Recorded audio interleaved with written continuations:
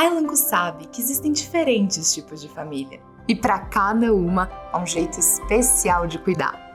Tem pet que é o melhor amigo, tem os que são filhos de 4 patas, tem os que adoram ocupar o sofá, dividir o travesseiro, brincar no quintal. Mas na verdade, a gente sabe que o lugar mais importante que eles ocupam é o seu coração. Seja qual for o jeito de cuidar, a Elanco entende que o amor entre vocês é o sentimento que orienta essa união. E por trás do seu cuidado, existe o nosso. Ser veterinário é cuidar da saúde do seu pet e assegurar que a relação de carinho entre vocês cresça cada vez mais. Essa é uma homenagem da Elanco ao profissional que cuida de quem mora aí, no seu coração.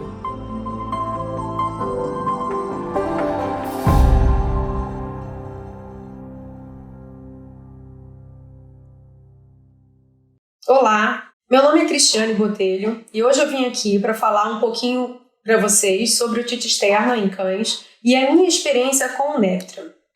O tema otite externa é sempre um tema muito desafiador e importante para nós estarmos abordando, até porque os quadros de otite na rotina clínica, seja de uma clínica não especializada em dermatologia, assim como numa clínica especializada em dermatologia, crescem a cada dia. Quando a gente começa a pensar nos quadros de otopatias, é impossível não acessar a anatomia do conduto auditivo, da orelha externa desses animais, assim como a média e a interna. Resumindo, é muito importante entender as diferenças que são encontradas nos condutos auditivos dos cães e dos gatos quando nós fazemos uma comparação com os seres humanos. Como vocês podem ver aqui nesse desenho, a orelha externa ela é composta por um pavilhão auricular, aqui descrito como pina em inglês, um canal vertical, um canal horizontal e termina exatamente pela membrana timpânica. Toda essa estrutura da orelha externa ela tem um formato muito similar à letra L. E ao final, como eu já mencionei, o tímpano. O tímpano é uma das estruturas mais importantes, ao meu ver, quando nós trabalhamos com as otites externas, porque exatamente a presença desse tímpano, ou presença dele íntegro, ou até mesmo de uma ruptura desse tímpano, que vai fazer com que nós escolhamos tal medicamento e não o outro medicamento. Então eu sempre faço uma analogia dizendo que o tímpano é uma porta, que ela deve estar sempre fechada e íntegra para que a gente possa medicar corretamente essas orelhas externas quando elas estão passando por um quadro de otite. Ainda, atrás do tímpano, existe uma região chamada de orelha média, que é composta de algumas áreas, como a cavidade timpânica, os ossículos auditivos, e ainda tem a orelha interna, que é muito uma área nobre da orelha inteira do animal, de todas as regiões, externa, média e interna. É uma das áreas mais nobres e é uma das áreas que é responsável exatamente pela audição e pelo equilíbrio desse animal. Hoje, nesse nosso encontro, eu vou estar dando um foco maior para a otite externa, ou seja, nós vamos estar mencionando bastante a região externa, pavilhão, canal horizontal, canal vertical, até chegar ao tímpano. Eu trouxe para vocês aqui uma imagem de histopatologia, um corte histopatológico da orelha externa de um animal, para demonstrar para vocês que a orelha externa ela é revestida pela mesma pele que reveste o corpo desses animais. É por isso que quando um clínico estiver atendendo um quadro desafiador de otite externa, ele deve referir esse animal para um dermato, um profissional da dermatologia. Então, como vocês podem ver aqui, essa orelha ela é composta, essa região externa, seja do canal vertical, horizontal ou até mesmo do pavilhão, por uma epiderme. A região da derme, que ela é mais extensa, e é na derme que nós podemos encontrar as glândulas sebáceas e as glândulas ceruminosas. Pessoal, é muito importante o entendimento da presença glandular na orelha externa desses animais, porque são essas glândulas, principalmente as glândulas ceruminosas, que nos quadros de otite vão hipertrofiar e causar, devido a essa inflamação, um aumento da produção do cerume. E com isso, todas aquelas alterações que nós visualizamos através da otoscopia, nós vamos falar também da otoscopia, vão estar presentes exatamente por uma hipertrofia, um aumento da proporção entre as glândulas sebáceas e ceruminosas. E depois da derme, uma cartilagem. Então, o pavilhão ele é uma cartilagem revestido de ambos os lados por pele, assim como o canal vertical e horizontal chegando até o tímpano. Um outro dado importante também para nós mencionarmos aqui é que é um órgão tubular, né? E ele é maleável, ele é móvel. Eu cheguei a comentar que essa orelha tem um formato similar à letra L, mas quando você for fazer uma otoscopia, não necessariamente você vai chegar ao final e fazer uma curva. Você, com o otoscópio, você vai direcionando, vai vendo todas as regiões dessa orelha externa desse animal. Isso é válido tanto para cães quanto para gatos. Então, eu trouxe aqui uma imagem de otoendoscopia, que vocês estão vendo uma orelha saudável, então a gente está navegando pelo canal vertical e horizontal, chegando exatamente até o tímpano, que é a estrutura mais linda, né, de uma orelha externa de um animal. Então, esse tímpano ele tem algumas regiões, né, uma região de paz flácida, que ela é mais dorsal, uma paz tensa mais ventral. Vou passar o vídeo mais uma vez. E existe um marcador importante nesse tímpano, porque quando você fizer a otoscopia, não necessariamente você vai conseguir visualizar o tímpano dessa maneira, né? Tão próximo, porque isso é um vídeo de otoendoscopia com o animal anestesiado. Esse marcador são exatamente esses pelos na região mais ventral. Então, algumas vezes, por mais que vocês não observem o tímpano, né, diretamente na sua frente, você vê esses pelos nessa região ventral e você sabe que logo atrás deve existir um tímpano. Um outro dado importante para a nossa palestra, né, para o nosso encontro aqui hoje, é mencionar as raças braquicefálicas. Vocês viram a otoendoscopia, num vídeo anterior, de um mesocefálico. Então, os braques é muito mais difícil, ou eu brinco que às vezes quase impossível, visualizar o tímpano desses animais, porque eles têm uma anatomia alterada naturalmente, mesmo que a orelha seja saudável. Esses animais têm uma estenose natural do canal horizontal, chegando ao tímpano. Tá? Vamos ver aqui um vídeo, assim como nós vimos nos mesocefálicos, no canal horizontal. Ele termina quase numa fenda. E eu trouxe para vocês um vídeo, sim, que nós observamos o tímpano com as mesmas características, a região paz flácida, paz tensa e algum pelo na região ventral, à frente desse tímpano. Se vocês me perguntarem com que frequência eu visualizo o tímpano de braque, é baixíssima. E olha que estamos conversando sobre otoendoscopia, né?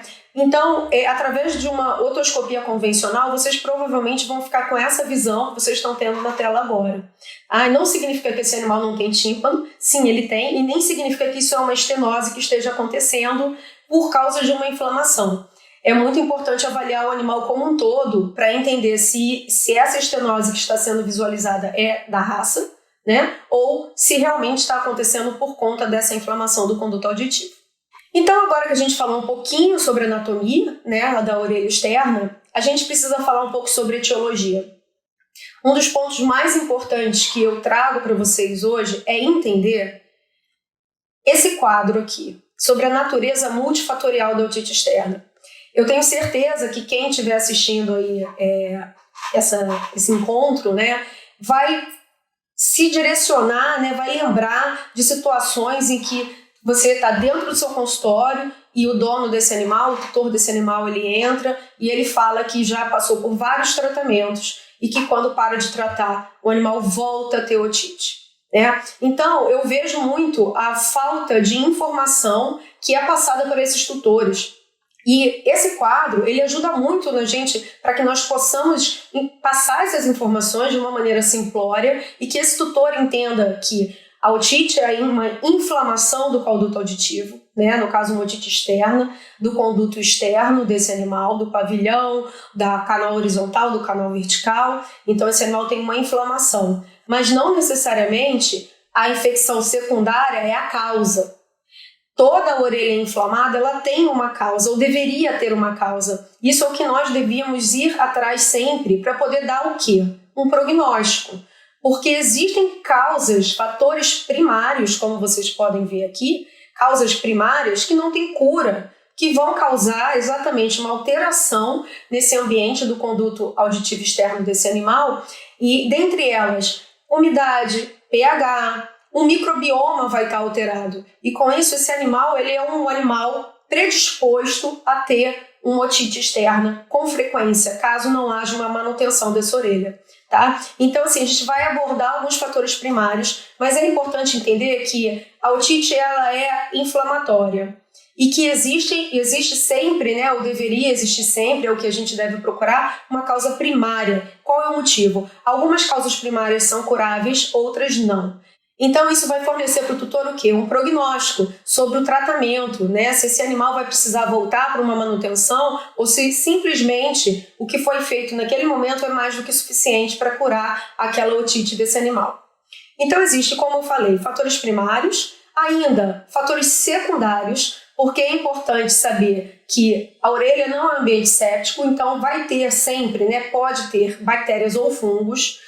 E essas bactérias ou fungos, quando você tem uma situação inflamatória, o fungo pode causar, né, a otite, aí a gente vai ter uma otite fúngica, assim como a bactéria que está ali, ela pode também proliferar, e aí essa disbiose que está acontecendo dentro do conduto auditivo desse animal vai fornecer todo o quadro clínico que nós vamos mencionar também.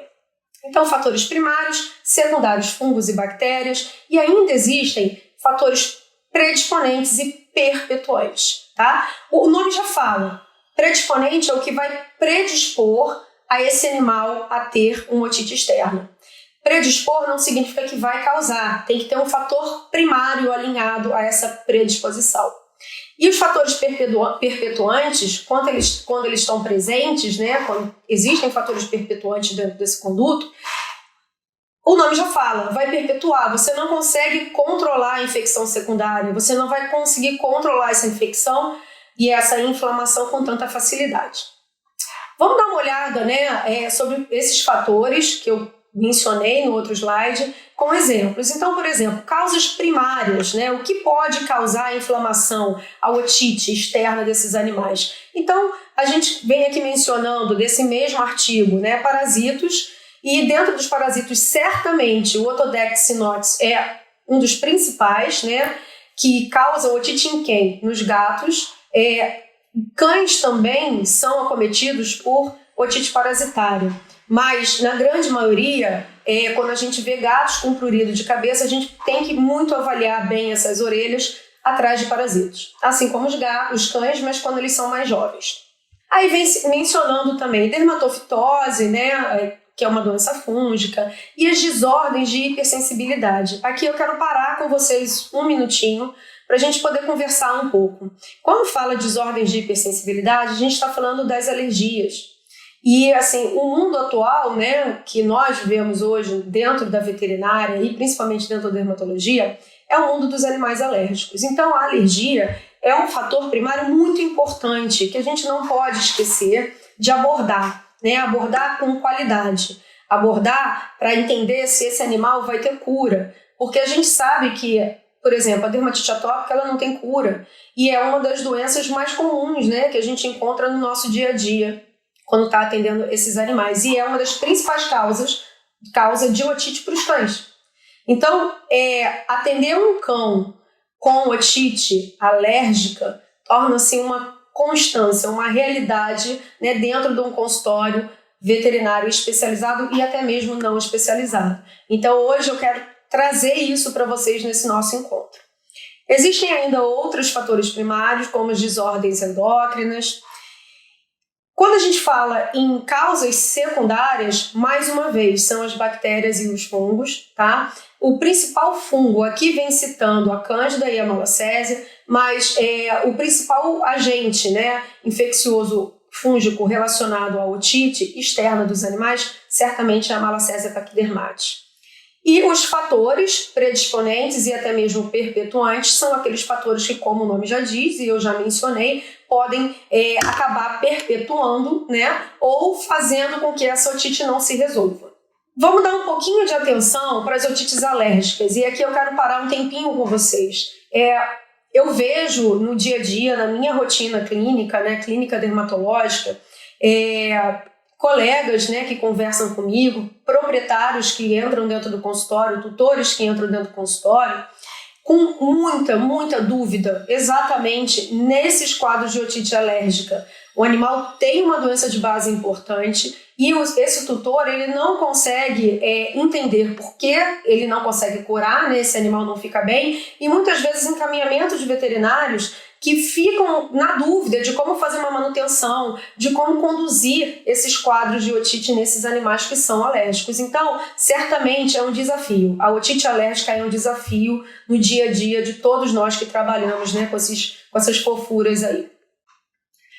E aí eu trouxe alguns dados para vocês que são considerações gerais, né, da otite externa, para a gente entender em que ponto nós estamos, né, com a parte da otologia e animais alérgicos. Tem alguns dados que chegam a ser até um pouco assustadores, que vêm mencionando que até 80% dos animais que têm dermatite atópica ou alguma hipersensibilidade alimentar podem ter ou desenvolver otite. Tá? Então a incidência é alta. E ainda, pessoal, pode ser o único sinal dentre esses cães alérgicos. Então, prestem atenção quando vocês começarem a atender um animal muito jovem, né? Um animal que tem muito prurido ótico, que já usou algumas medicações. Esses casos podem ser casos onde a gente tem que dar um passo atrás e pensar em triagem alérgica, porque o fator primário pode ser a alergia. E tão importante, né, quanto esse diagnóstico é a importância de ter uma manutenção. Porque eu sempre divido, né, o tratamento da otite em duas fases, em tirar da crise, e aí você aborda a crise desse animal, você consegue entender qual é o fator primário e, se necessário, fazer a manutenção. Porque se você não pensa na manutenção dessas orelhas, né, alérgicas, desses animais como um todo, provavelmente o animal vai ficar sempre na fase da crise. Isso nunca é bom, principalmente para um animal alérgico. Mais um pouquinho, né, de informação sobre a otite alérgica. Eu chamo atenção para esse eritema, como vocês podem ver aqui, né, nessa foto, do eritema de pavilhão. Porque é muito comum um animal alérgico fazer uma otite eczematosa, ou seja, eritematosa, avermelhada, e até mesmo a otite ceruminosa, tá? A otite desses animais, muitas vezes, ela é mais... O pavilhão auditivo, né, ele é mais acometido até do que interno. Você olha por fora e parece que essa orelha está pegando fogo. E quando você vai fazer otoscopia, não é nem tão ruim. Quando você faz uma citologia, não é tão ruim. Mas observar a orelha desse animal pelo lado de fora, o pavilhão auditivo, faz com que a gente entenda que esse animal pode ser um animal alérgico. Isso é muito comum na otite aguda. São animais com pavilhões descamativos, com muita eczema, né? Então parece sempre que a orelha está pegando fogo. Aqui a visualização, né, de duas classificações visuais da otite. Então uma otite ceruminosa, que claro vai ter inflamação e cera, e uma otite eczematosa. Essas duas imagens são exatamente a imagem que nós temos nos quadros de otite alérgica, né? Podemos ter nos quadros de otite alérgica, também em outros quadros, como por exemplo, aqui a ceruminosa pode ser até uma parasitária. Resumindo, temos que ir sempre atrás da causa primária, tá? E a otite ceruminosa e eczematosa, em geral, remete a uma otite mais aguda, um quadro mais simples, um quadro mais inicial, não uma otite crônica. Vamos olhar, né, algumas imagens por dentro dessas orelhas. Então aqui, ó, eu trouxe para vocês a visualização de uma orelha de um animal sim alérgico. Vocês podem ver exatamente no assoalho, né, do conduto auditivo a presença desses pontinhos esbranquiçados, que é o início da hipertrofia glandular. A gente conhece também como formações em sagu. E aí, ó, um tampão ceruminoso, né, uma secreção seropurulenta, mas, né, não tão liquefeita, mas mais ceruminosa, graxenta, ao fim desse canal horizontal, tá? Então, a gente está olhando o pavilhão, a gente está olhando dentro do conduto auditivo. Isso daí é o que é importante para trabalhar com otologia. Então aqui mais uma visualização de um conduto auditivo, né, de um animal, canal vertical e horizontal, só que aqui de um braquicefálico. E como vocês podem observar, a presença, né, das formações em sagu, são esses pontinhos brancos, né, e isso é um fator indicativo que esse animal pode ser um animal alérgico. Então é importante a gente estar avaliando essas orelhas não só por fora como por dentro. Ainda, né, um outro fato que eu chamo a atenção para vocês, que com a cronicidade, né, o animal começa com um quadro agudo, aí tem quadro agudos intermitentes. E isso for evoluindo, a gente vai começar a ver pavilhões auriculares cada vez mais hiperplásicos, com formações, né, e às vezes você olha para uma orelha como essa, hiperplásica, descamativa, estenótica, e você pensa, nossa, está tudo perdido lá dentro. Não é por aí. Mais uma vez, animais alérgicos fazem muitas vezes um pavilhão muito feio, uma otite de pavilhão, né? E você pensa que não vai conseguir ter acesso ao canal vertical e horizontal numa otoscopia ou até mesmo para tratamento. E são essas alterações que a gente não quer que aconteça no alérgico, né? A gente quer evitar através da manutenção. Então, olhando dentro dos condutos auditivos, né? Aquelas orelhas, né? Os pavilhões podem ser horrorosos por dentro, podem ter uma imagem, né, não muito agradável e sugerir que está tudo perdido lá dentro, mas, mais uma vez, é importante avaliar a orelha desse animal como um todo, né, olhando dentro desses condutos auditivos. E, já respondendo, né, a pergunta, eu acho que eu já falei algumas vezes, como é que a gente vai saber como está por dentro? Olhando, e é através da otoscopia, pessoal. Não tem como trabalhar com otologia sem olhar dentro dos condutos e usar um otoscópio. Esse é o melhor mecanismo, né? Aqui eu trouxe para vocês a imagem de 2 otoscópios, então otoscópios de qualidade da marca Welch Allyn. Aqui um pneumático, uma cabeça pneumática e aqui uma cabeça Macroview, que é o nome. Não faz diferença. Se vocês me perguntarem, Cris, qual a que você usa mais, qual a que você mais gosta, essa foto do meu consultório, eu tenho os 2, eu acho que vocês têm que testar para chegar a uma opinião, mas assim, otoscopia é obrigatória, ela é mandatória. Se você não olhar dentro dessas orelhas, vocês vão perder muita informação e aí vai acabar que vai gerar um tratamento errôneo, né, desfocado, e esse animal não vai ter uma melhora clínica. A otoscopia não é algo fácil de ser feita, tá? É fácil em animal saudável, só que nós não vamos receber orelhas saudáveis, né? A gente recebe orelhas doentes, animais com otalgia, com otorreia, com bastante incômodo, mas a gente nunca deve não tentar fazer a otoscopia. Então o animal deve estar em estação, né, ou no máximo nunca deitar o animal para tentar visualizar o canal auditivo, né? Então, como está nessa foto aqui, o tutor de preferência segurando o focinho desse animal, porque assim que você tentar fazer a otoscopia, ele vai tentar sair, lembrando que ele tem algum grau de dor e incômodo, né? E sempre tracionando a orelha para cima. Então, existe técnica ideal para fazer a otoscopia para que a gente tenha um bom sucesso para avaliar essas orelhas. E avaliar o quê, né? O que a gente quer olhar dentro da orelha desses animais? O que a gente está procurando? Aí vai lá na anatomia. É importante a gente conhecer a anatomia saudável para poder entender o que é uma anatomia doente, o que pode estar acontecendo dessa orelha que não é normal dentro desse conduto auditivo. Então, a gente vai avaliar desde o diâmetro do canal auditivo, ou seja, se tem estenose, se não tem, a quantidade e o tipo de exudato, tá? Porque se, por exemplo, vocês tiverem uma situação que nem essa aqui, dessa imagem, né, que é um exudato purulento, vocês já podem pensar que estão lidando muito provavelmente com otite crônica, provavelmente com bactérias resistentes a multiresistentes e que atrás desse pus todo pode ter até o quê? Úlceras, tá? Então é muito importante avaliar. Não só úlceras, né? Avaliar o conduto atrás de corpo estranho, parasita, tumores, proliferações, neoplasia, qualquer coisa que esteja dentro dessa orelha que vai alterar a autolimpeza, a migração epitelial, que vai fazer com que os fatores secundários, que são exatamente a bactéria e o fungo, proliferem nessa região, mudando todo esse microbioma, como a gente já falou antes, né? E a otoscopia ideal é aquela que, ao fim do canal vertical e horizontal, a gente consegue visualizar a membrana timpânica.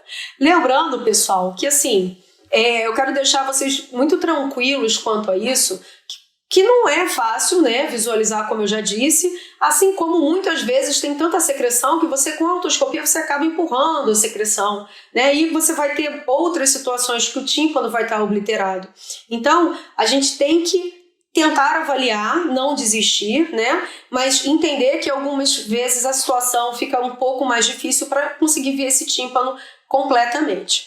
Aqui eu trouxe algumas situações para vocês que mostram exatamente quando a gente não deve, de maneira nenhuma, perder essas imagens através da otoscopia. Então, vocês estão vendo uma imagem de otoendoscopia, ou seja, videofibrootoscopia com o animal anestesiado e intubado para ver ácaro, tá?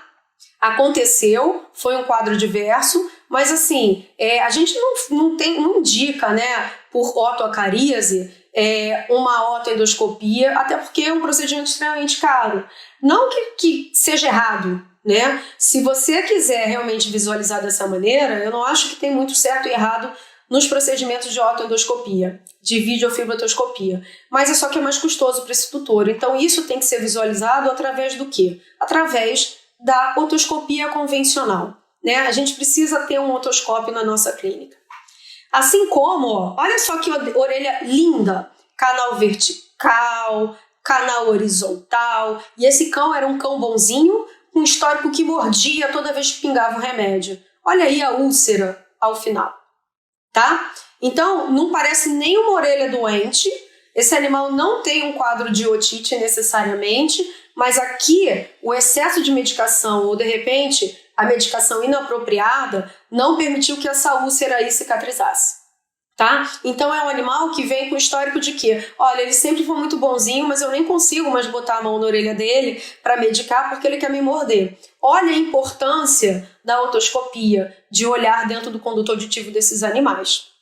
E aqui, uma vez mais, né, uma orelha de um animal, esse também saudável, e saudável mais ou menos, né, já com algum grau de hiperplasia, mas a gente não tem tanto eritema.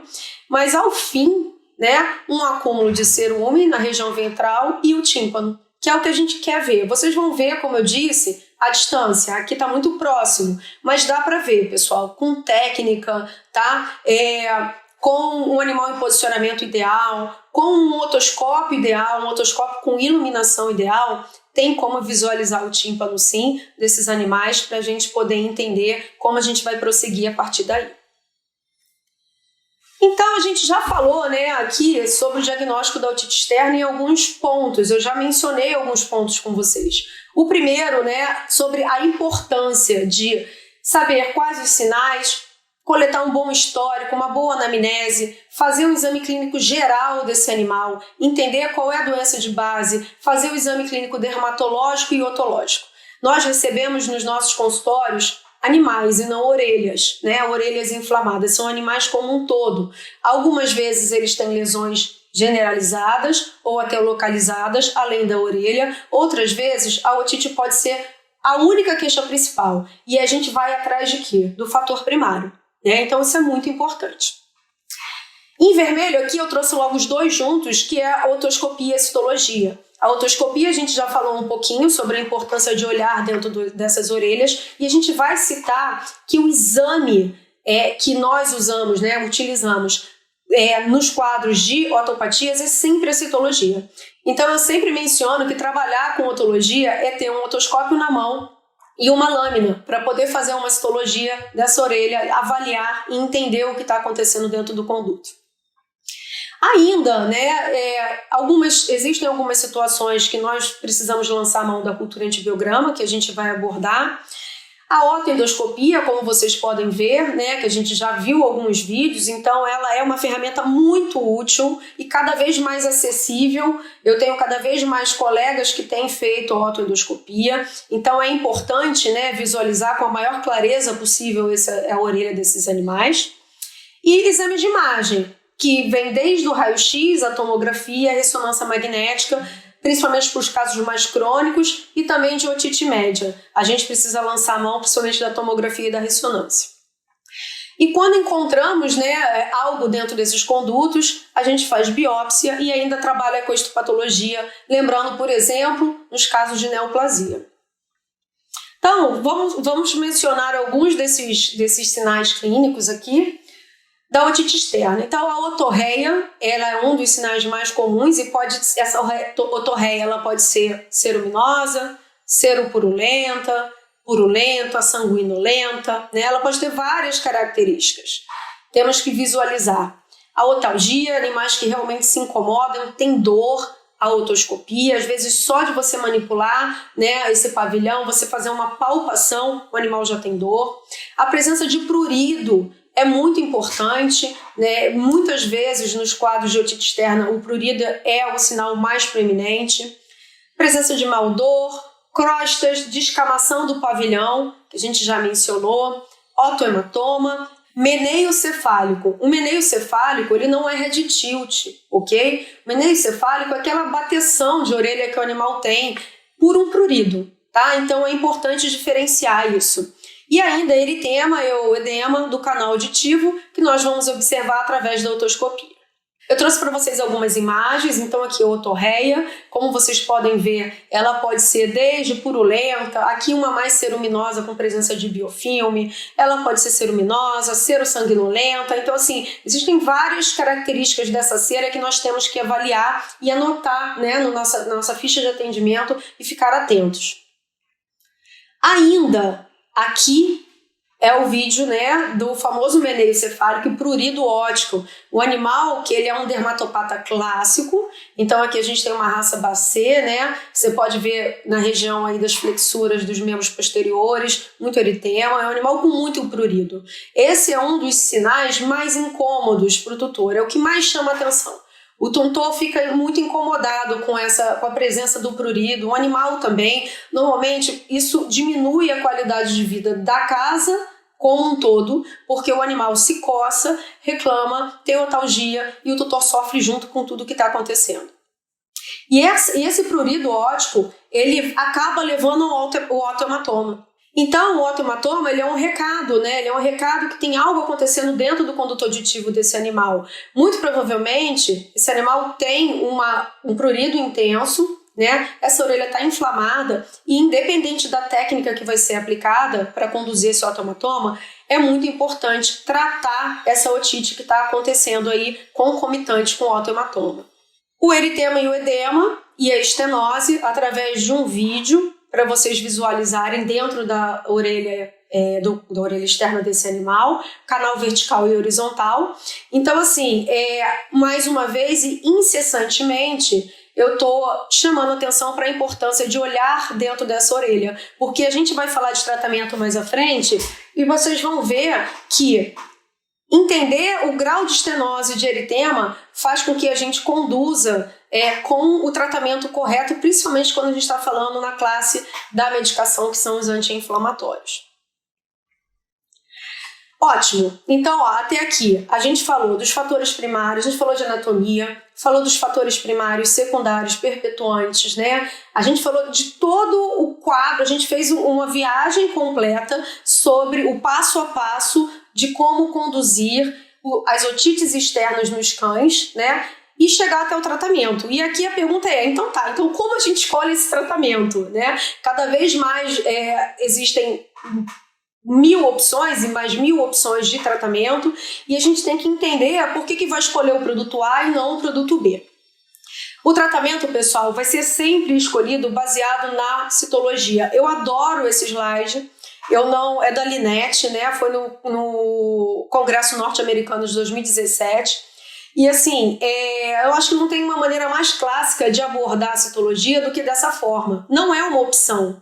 Então, como eu já falei, otoscopia e a citologia. É o exame mais importante de diagnóstico e também para fazer as reavaliações. É a citologia que vai te dizer se esse animal está melhorando ou não, junto com a clínica, óbvio. Tá? Então, é obrigatório. A gente tem que estar trabalhando com citologia. E o que a gente pode observar através da citologia, né? A presença de células inflamatórias, em geral neutrófilos e até alguns macrófagos. A presença dos agentes infecciosos, né? E os agentes infecciosos secundários, a gente menciona as bactérias e as leveduras, assim como células epiteliais, e aí podem ser, né, nucleadas ou até atantolíticas, e aí torna-se uma citologia um pouco mais evoluída. Mas, em geral, a citologia ótica é uma citologia simples de ser feita.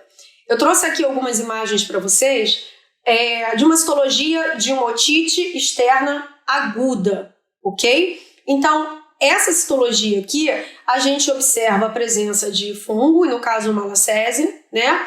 E bactérias com formato cocóide, com cocos e até diplococos. E células descamativas. Por que aguda? Porque, em geral, a otite aguda ela é uma otite mais simples, ela é uma otite que não envolve, como a gente vai ver nessa aqui, que já é uma citologia crônica, muitos agentes infecciosos, e aí desde bastões, como vocês podem ver aqui, ó, bastões, até bactérias cocóides, tá? E muita célula inflamatória. Em geral, quando a gente avalia, faz o histórico anamnese, avalia com otoscopia e tem essa citologia, é bem provável que vocês estejam lidando com quadros já crônicos, talvez com resistência e multiresistência, e não somente com quadros agudos, né, mais simples de otite externa. E a cultura antibiograma, né? Quando a gente lança a mão, isso é um outro tema, né? Um outro fator importante para que a gente possa abordar, porque a cultura antibiograma, pessoal, é um dos exames menos indicados nos quadros de otite externa, tá? A gente trata a otite basicamente baseado na citologia. Mas existem algumas situações que a gente pensa que pode precisar da cultura antibiograma, de saber o nome do micro-organismo e qual é a susceptibilidade, né? Ele vai ter efeito, qual antibiótico vai ter efeito ou não. E alguns dos casos que eu posso trazer para vocês é quando você pensa em resistência e multiresistência. E ainda muito mais por saber com que bactéria você está lidando, tá? Porque se você, por exemplo, tem uma otite por pseudomonas, você sabe que aquilo ali vai te causar transtornos. Essa bactéria produz muitos fatores de virulência, né? E pode vir com ulceração e vem com cronicidade. Então, quando a gente opta por usar a cultura e antibiograma como uma ferramenta na otologia, é importante que a gente saiba, né, responder algumas perguntas, né, desse resultado que vem para nossa mão. Então, essa bactéria que está vindo aqui, ela é importante para a gente dentro da orelha desse animal? Ela é a mais importante porque às vezes a gente não tem só uma bactéria, tem várias bactérias associadas à otite externa. Então, a cultura antibiograma, ela é um exame que ela fornece uma informação interpretável, mas não necessariamente é uma solução. Então, a gente usa nesses quadros de suspeita de resistência e multiresistência, né? E sem dúvida alguma, se estivermos trabalhando com otite média, aí não tem como, a gente vai realmente, entrou em orelha média, tem que fazer cultura antibiograma. Eu gosto muito desse slide, muito. Eu nem troco ele também, porque ele é do Congresso Europeu, o último congresso presencial que a gente teve antes da pandemia, em 2019. E a veterinária, Laura, ela fez uma palestra sensacional e eu achei muito bem explicativa esses dois slides. Ela vem, cultura e antibiograma, eles chamam de cultura e sensibilidade, né? Susceptibilidade. E ela vem dizendo que não se usa a cultura e antibiograma para direcionar o tratamento. Primeiro que para fungo não há necessidade.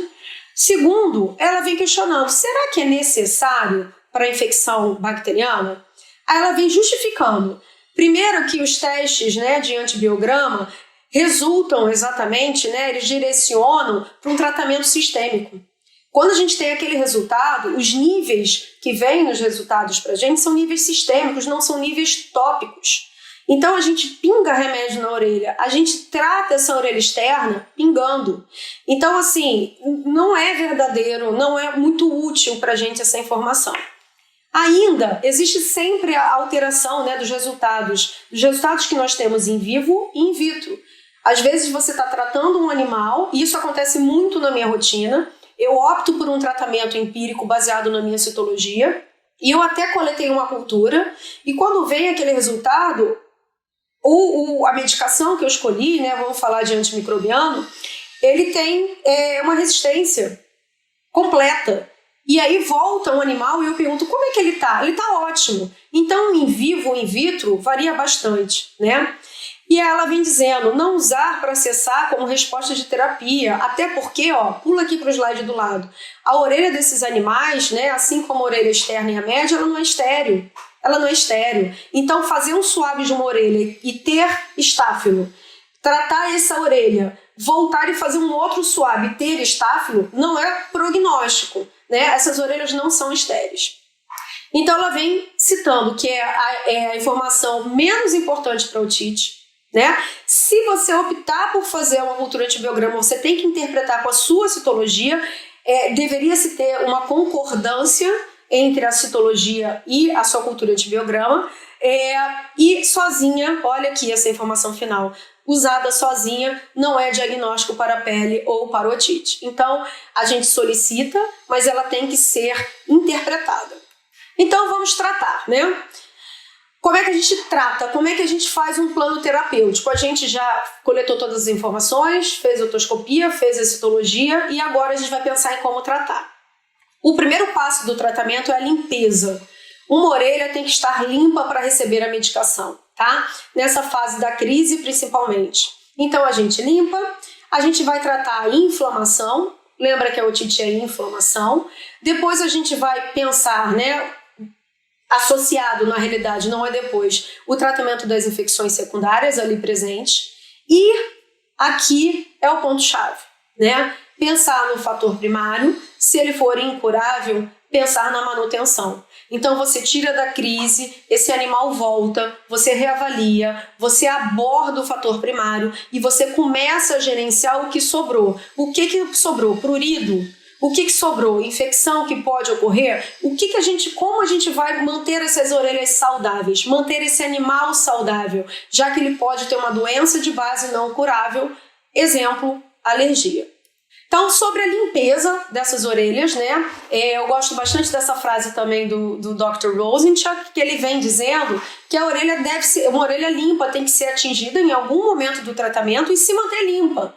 Uma orelha, ela tem uma migração epitelial natural, uma autolimpeza, assim como a nossa, né? Então, uma orelha saudável é uma orelha limpa. Se essa orelha ela não está se mantendo limpa, né, é porque algo está acontecendo. Existe uma doença, existe um fator primário e a gente tem que manter ela limpa. A cera parada na orelha, né, esses restos celulares são irritativos e pode ser um meio ideal para infecção secundária. Ainda, nós medicamos a pele, a epiderme da orelha desses animais. A gente não medica a secreção. Então, quando tem secreção, vai impedir o contato, né, da medicação com a superfície epitelial e ainda existe a possibilidade de inativar várias medicações. Então, você pingar remédio em cima de pus, pode ser que você esteja criando só uma superbactéria. Em cima de secreção, uma superbactéria, tá? E como escolhemos, então, né, esse produto ideal para tratamento? Existe no mercado inúmeras medicações de limpeza, assim como de tratamento para a orelha.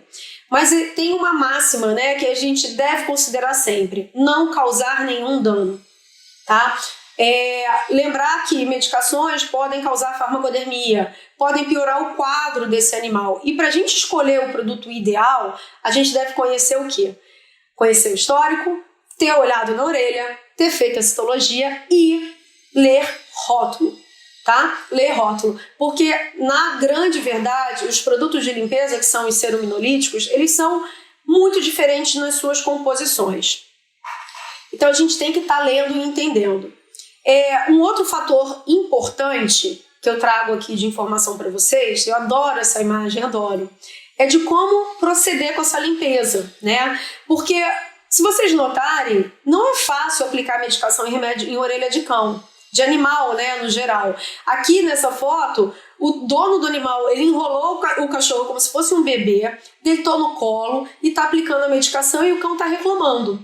Então, é difícil, tá tudo errado. O animal, a medicação deve ser aplicada com o animal em estação, né, com a cabeça reta, lembra da anatomia, né? Então, nós veterinários, nós temos que passar essa informação para o tutor, avisar da anatomia, explicar que é assim que é aplicado, porque quando nós seres humanos temos otite, a gente deita a cabeça para aplicar remédio, o nosso tímpano está aqui, o nosso canal auditivo é para cá, tá? Então existe uma diferença anatômica.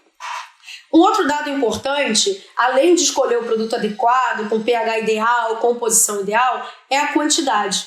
É muito importante preencher este conduto auditivo, porque o que vai ter dentro desse produto de limpeza vão ser substâncias cerominolíticas, cerominossolventes, adstringentes, secantes. Então isso tem que penetrar na cera, dissolver a cera, né? Então, por quantidade suficiente para preencher, massageia esse conduto e deixa depois o animal balançar a cabeça. Porque ele balançando a cabeça, ele vai estar exatamente expulsando essa secreção para fora e vai proceder à limpeza externamente. Nunca usar um cotonete, uma pinça, porque vai acabar empurrando mais e mais a medicação, essa secreção para dentro desse órgão tubular, né? Existem alguns protocolos de limpeza, onde você pode limpar alguns dias antes para depois medicar.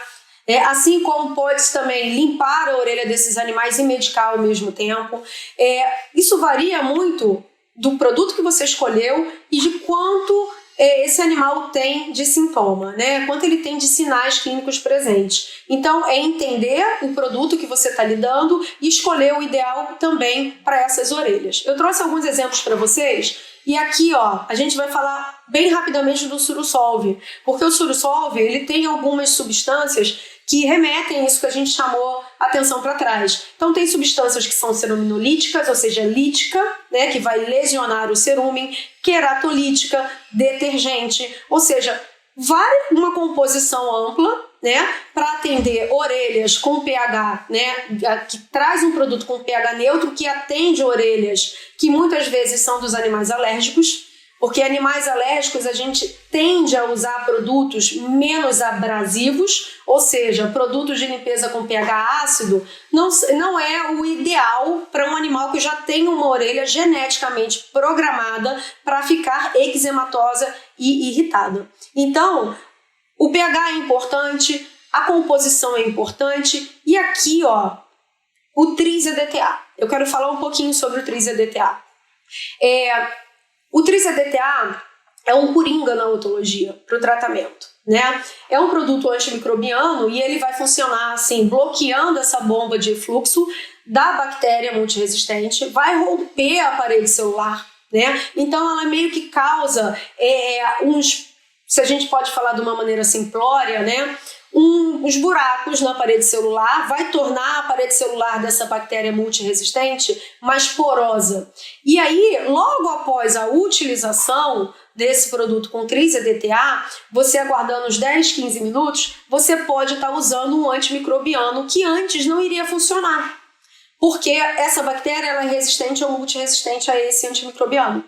Tá? Porque através dessa porosidade vai ter uma maior penetração desse antimicrobiano e vai ter um efeito potencializado desse antibiótico que você está escolhendo. E tem vários citados, como Clorex, que na verdade é um antisséptico, a sulfadiazina de prata, os aminoglicosídeos, as quinolonas, o clorafenicol, e a gente extrapola do clorafenicol para o fluorfenicol. Tá? Então, lembrar que o Tris ele é uma arma importante no combate dessas bactérias que são mais resistentes ou até multiresistentes. Eu já mencionei isso para vocês, mas eu acho importante a gente chamar a atenção através de uma imagem, né, dos animais alérgicos, dessas orelhas eczematosas, que a gente opta realmente por produtos não tão irritativos, com um pH mais neutro, o que a gente chama de fisiológico. E lembra, esses animais não têm uma boa migração epitelial.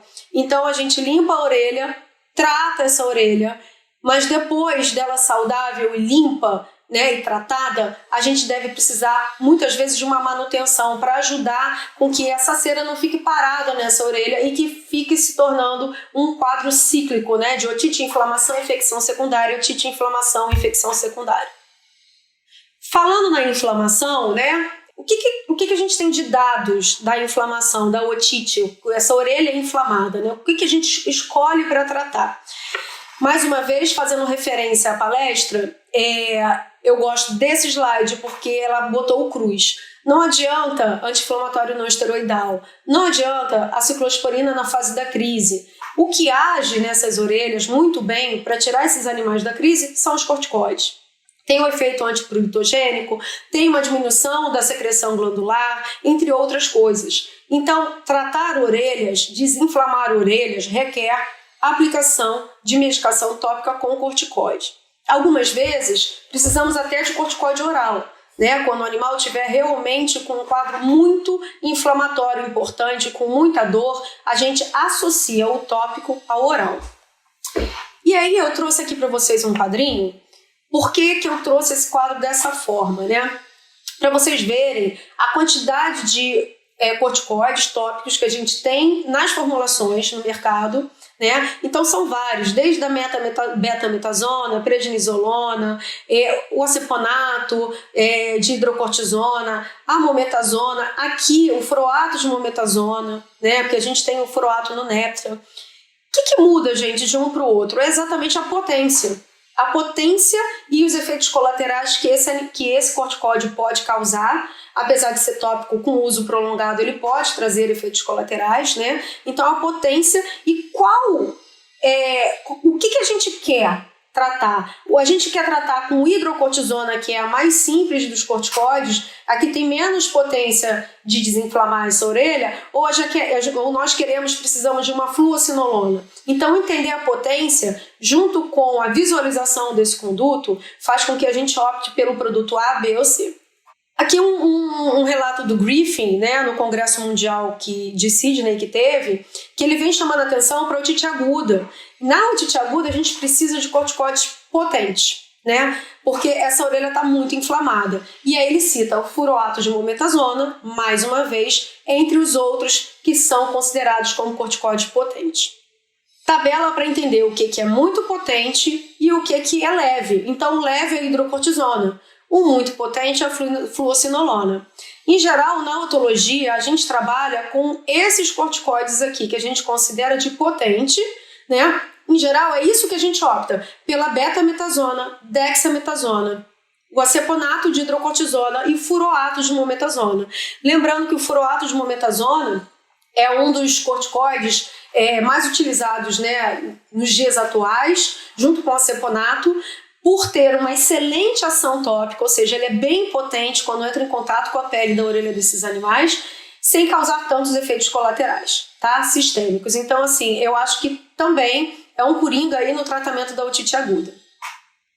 Aí eu trouxe uma orelhinha para vocês olharem por dentro, né? Mais uma otoendoscopia, para a gente entender o que temos que visualizar na hora de decidir qual o corticoide a usar. Eu estou limpando a ótica. Então, a gente vai avaliar esse conduto, ó, eritema, algum grau de estenose, eu saio, volto, essa é uma orelha que foi limpa.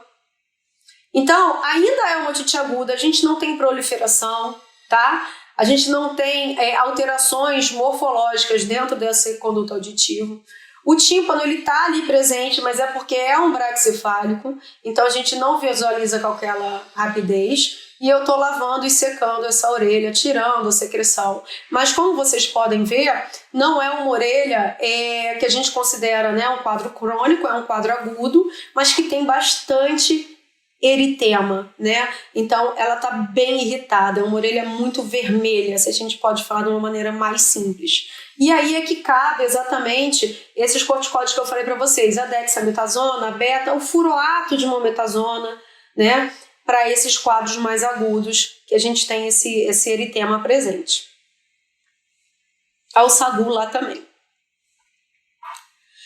Então, limpamos, pensamos em desinflamar e agora a gente vai pensar nos antimicrobianos. Quando a gente fala de antimicrobiano, em otite aguda, a gente pensa em duas situações, né? Que a gente pode estar lidando com bactérias cocoides, e em geral é o Staphylococcus pseudointermédios, que é o importante aí, e a malacésia. A malacésia é um fungo importante nas otites agudas. E tem vários trabalhos que remetem a isso que eu estou falando, né? Que mostra entre 70% a 90% dos casos de otite aguda, o que vai estar acontecendo dentro dessa orelha de agentes infecciosos secundários são exatamente o estáfilo e a malacésia. Pensando dessa forma, então, a gente vai falar um pouco sobre os produtos que são polis, né? Os produtos que têm um anti-inflamatório, corticoide e um antibiótico para tratar essa orelha. O que eu quero chamar a atenção para vocês mais uma vez, é que o tratamento da otite externa ele é tópico. Ele é tópico e ele é tópico. Tá? É muito importante chamar atenção para isso, porque às vezes o veterinário pode ficar com pena do tutor e falar, mas ele morde, mas o tutor viaja, o cachorro fica... E você tenta tratar oral. Você não vai ter o mesmo sucesso que pingando a medicação na orelha.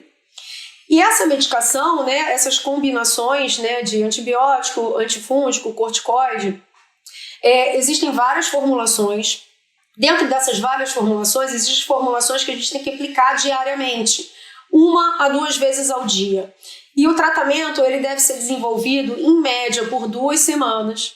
E esse animal tem que ser avaliado para melhora clínica, melhora citológica. E a partir daí, prosseguir por mais 1, 2 semanas até a alta otológica ou a alta para manutenção. Tá?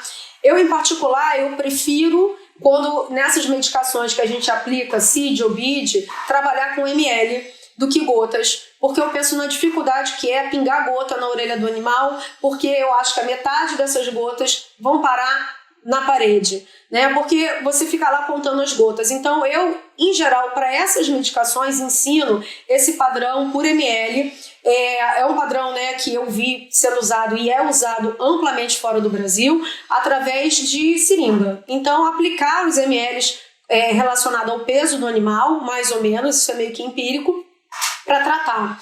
E sempre voltando para reavaliar. Lembrando, pessoal, que eu estou falando das medicações que são medicações que têm que ser usadas diariamente. Cada vez mais no mercado veterinário, e isso é muito bom, né? Eu fico muito feliz de estar trazendo isso aqui para vocês. A gente tem medicações que eu classifico como tratamentos de longa ação. Então, existe uma tecnologia nesses produtos, e aí a gente vai falar um pouquinho do Neptra, né? Que ele vem com valor, com volume ideal, e no Neptra é 1 ml, cada pipeta vai ter 1 ml, que vai tratar desde um cãozinho pequeno até um cão grande, né? Ele é suficiente para o tratamento e resolução dessa otite, fazendo o passo a passo correto, e é uma única aplicação. Então, nesses casos, a gente não vai seguir esse padrão de cima, que é aplicar 2 vezes ao dia, durante 2 semanas, volta e reavalia. Nesses tratamentos de longa duração, a gente respeita a dose e o protocolo de aplicação, que no caso do Neptra é dose única. É dose única. Então, você vai receber o animal, vai limpar o conduto auditivo dele, vai aplicar o Neptra e ele vai para casa, né? Eu vou falar um pouco mais sobre o Neptra ao fim do nosso encontro aqui. E, de qualquer maneira, esse animal precisa ser reavaliado ao fim do tempo de ação desse produto, que é em média 4 semanas. Então, as otites fúngicas, né? Mais uma vez, tratar com antifúngico, reavaliar com citologia, em média em 2 a 3 semanas, várias opções, desde os azóis até a terbinafina. A terbinafina é um antifúngico que tem uma excelente ação na malacesiose, eu tenho ótimos resultados e fica aí como uma opção, né, de tratamento nessas otites agudas fúngicas. Lembrar, mais uma vez, que a medicação de única aplicação a gente reavalia com 4 semanas. Não adianta trazer o animal antes para reavaliar. Você respeita o tempo de ação dessa medicação.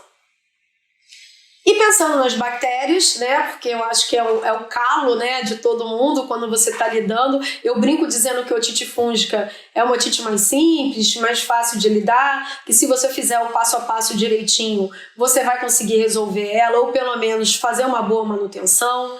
Lembrando que os cães alérgicos fazem muita otite fúngica, né, com muito prurido, a malacésia vem com muito prurido, mas não necessariamente achar malacésia na orelha de um cão sem clínica significa que você tem que tratar. Lembrar da doença de base e da condução correta desse animal, né? Às vezes só a limpeza é mais que suficiente. O que é a dificuldade está aqui, são as otites bacterianas. E dentro das otites bacterianas, focando nas agudas, se questiona, né? A gente então não faz a cultura antibiograma? Não. Vocês vão tratar empiricamente, baseado na citologia, tá? Isso tem que ser um mantra para vocês, otoscopia e citologia. Olhar dentro da orelha, fazer o exame citológico, avaliar qual é o formato da bactéria que está ali, né? Pegar o histórico desse animal, isso é um quadro agudo, qual o tempo de evolução? Juntando todas essas informações, a gente opta por tratar as otites bacterianas empiricamente com os antibióticos de primeira linha. Dentre os antibióticos de primeira linha, a gente pode citar os aminoglicosídeos, que aí é a gentamicina e neomicina, ok? A amicacina não está aqui, tobramicina não está aqui, é a genta e a neo. Dentro dos anfenicóis, a gente tem o florfenicol, né? Também presente no Neptran, é exatamente o antibiótico que a gente vai estar usando aí para o Neptran. E ainda a polimixina B e o ácido fusídico, que a gente não tem tantos produtos no mercado, o ácido fusídico nem tem. Então, lembrar que otite aguda a gente trata empiricamente baseado na citologia.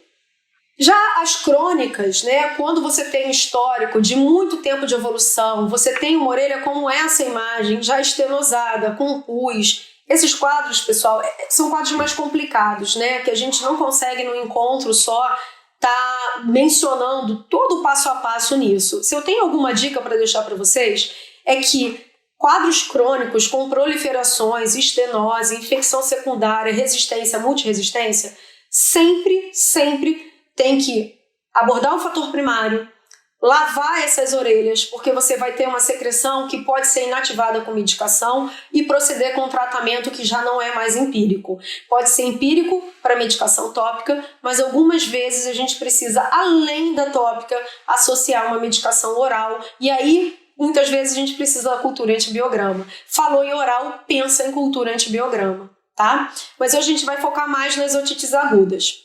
Aqui, para vocês, é um slide importante para a gente focar aqui nessa parte final, que vem falando das boas técnicas, né, de utilização dos antimicrobianos. Eu quero deixar essa informação aqui para vocês. Usar o mínimo possível dentro dessas orelhas, porque hoje em dia a gente ainda tem, né, a opção de usar o produto A, B, C ou D. A hora que essas bactérias se tornarem superbugs, a gente não vai ter tanta opção. Então, o padrão de utilização é tentar usar o produto mais antisséptico possível, depois tentar usar o produto com menor espectro de ação, né, o antimicrobiano com menor espectro de ação, para resolver o problema. Eu gosto de falar assim, para que matar barata com canhão? Tá? Matar mais simplesmente, resolver mais simploriamente, respeitando a hierarquia, antibióticos tópicos de primeira linha, e só chegar no segunda e terceira se for necessário. E agora eu vou falar um pouquinho para vocês da minha experiência com o Neptran, né? Como eu utilizo o Neptran no meu dia a dia, na minha rotina clínica? Eu faço bastante centro cirúrgico, bastante. Então eu trouxe para vocês aqui algumas imagens, né, de autoendoscopia, uma vez mais. E eu quero deixar algumas informações finais. Primeiro que o Neptran ele é uma medicação única, de dose única, como eu já falei, né? E ele é muito indicado para o tratamento da otite aguda. Tem excelente ação quando a gente está lidando com estáfilo, excelente quando está lidando com malacésia. O corticoide é muito bom, ele é bem potente topicamente, não tem tanto efeito colateral sistêmico, tem vários estudos de eficácia e segurança, tá? Então isso é importante, entender com que otite você está lidando. Se é um quadro mais crônico, vou fazer uma analogia, um shih tzu idoso com pólipos, com massas proliferativas no conduto, muito provavelmente ali você já tem bactéria resistente e multiresistente, então o Neptran não seria uma opção para isso.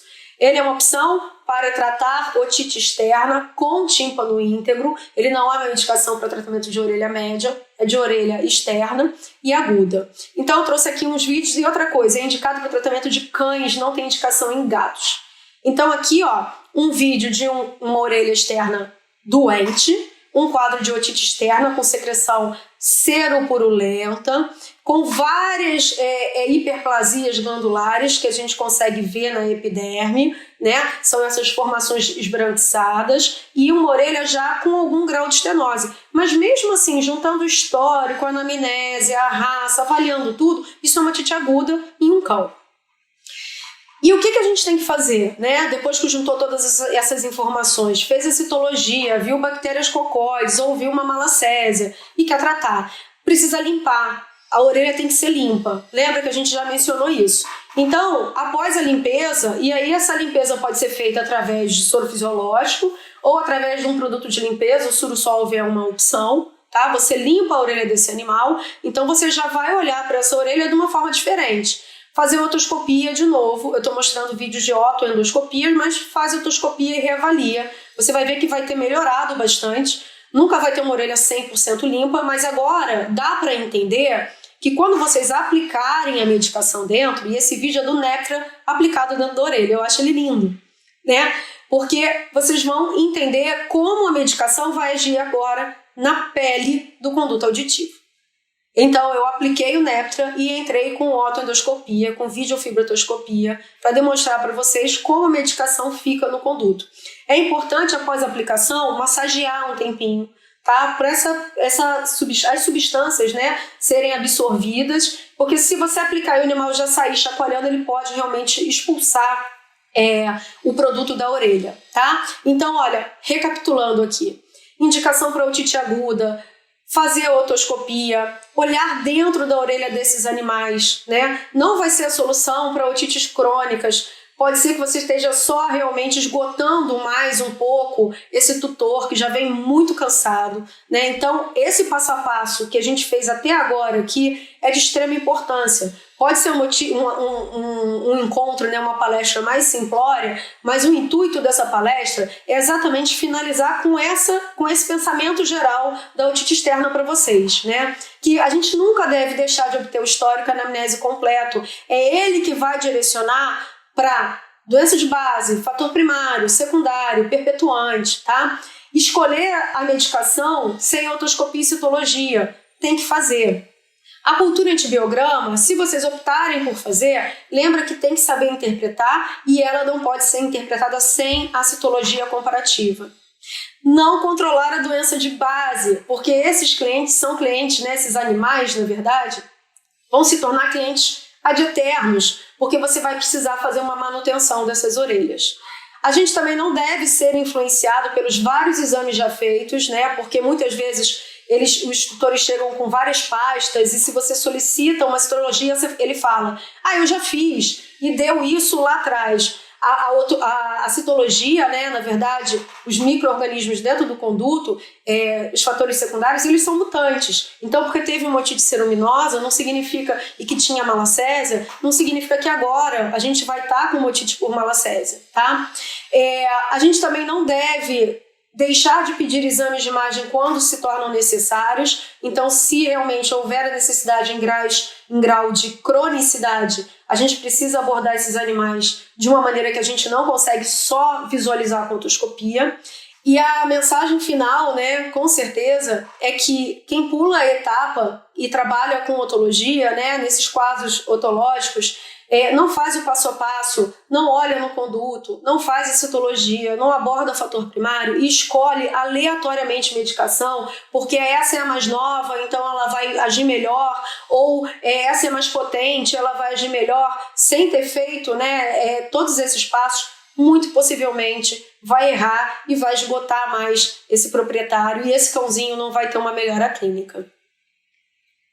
Queria agradecer o convite da Elanco, mais uma vez, né, agradecer, me sinto muito honrada, e o VetSmart também por estar aqui com vocês, e eu espero ter trazido informações importantes para vocês aí no dia a dia dos atendimentos desses animaizinhos que são o amor da nossa vida, né, porque nós somos veterinários apaixonados. Obrigada.